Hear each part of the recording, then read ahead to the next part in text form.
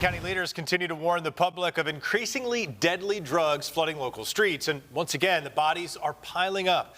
Now, local leaders are now looking to Albany to help address the return of the opiate epidemic. That includes acting Erie County District Attorney Michael Cain, who introduced 3 legislative pieces yesterday.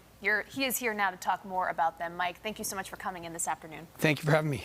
So before we talk about these bills, first, maybe just paint the picture for us. What are we seeing in Erie County?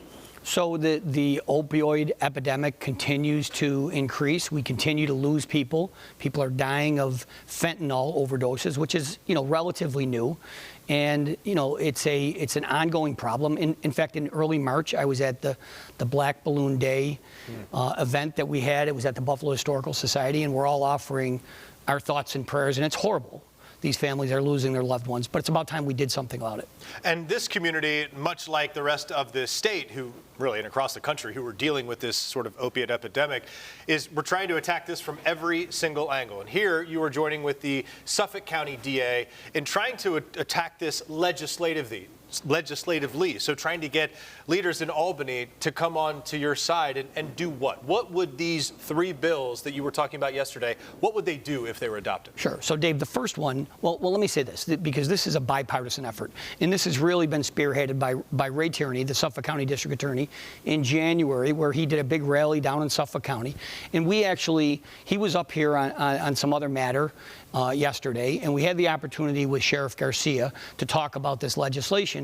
And it made sense because just literally the day before, we did a press conference with the sheriff on 2 significant arrests involving the seizure of fentanyl. Pounds of fentanyl. Yes. And so, I think the way this is, most easily understood as how lethal this drug is to talk about a pack of fentanyl the size of a sugar packet, okay, would kill 500 people.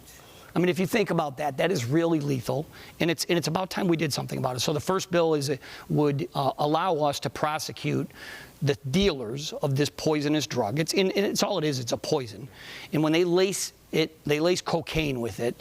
They're doing it because it's cheaper, and it's just pure greed. It's cheaper so they can make the cocaine go further. And they lace it with fentanyl. They could care less that they're going to kill people. In fact, they're aware. Everybody's aware that fentanyl kills people. And it's about time that we recognize it for what it is. And when you sell fentanyl to someone and you're aware that it could kill someone, you should be charged with manslaughter. And that's what the first bill did. And that's the bill that Mr. Tierney, the district attorney in Suffolk, he's called it Chelsea's bill. And Chelsea was a 31-year-old woman who died in 2022 in Suffolk County, and so they named the bill in her name. And I think we've actually, we're able to highlight it now, but we're going to have traction, I think, because the district attorneys across the state are going to support this.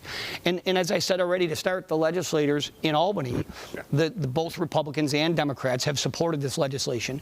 Not in enough numbers to get it passed, but we're hopeful that next year we're going to gain some traction. We have seen some prosecution of what you're talking about, perhaps prosecuting drug dealers or other folks who sell fentanyl or a drug that leads to a deadly or a fatal overdose. That's at the federal level, and they have been relatively successful prosecuting that, at least locally. We see those press releases. Would this just essentially give that same power at the state level? Yes. Or do state leaders already possess that power? No, you're exactly right. The feds have a stronger statute, and oftentimes we engage our federal partners and ask them to take a case like this.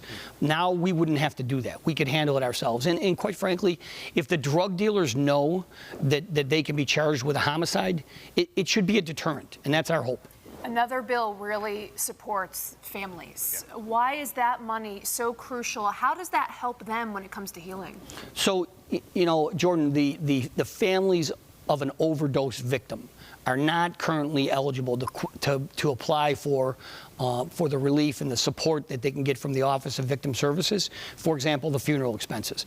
And the victim of a homicide that came about as a shooting, they can apply for services. They can apply for an award that would allow them to help pay for the funeral services.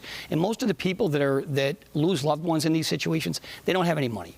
And the last thing they should be thinking about is, how am I going to pay for my loved one's funeral? So we think it makes sense, and we think that overdose victims and their families should qualify for an award under the Office of Victim Services. The legislature is obviously on vacation for summer break. Is the expectation, at least in talking with your cohort down in Suffolk County, that this could be picked up as soon as the next legislative session in this fall, or do we think there's still some more churning to do? Well, look, we're going to continue to push throughout the end of this year, and our hope is that it gains some traction for next year's legislative session. And it would be great if we could pass a number of these bills that we've been talking about.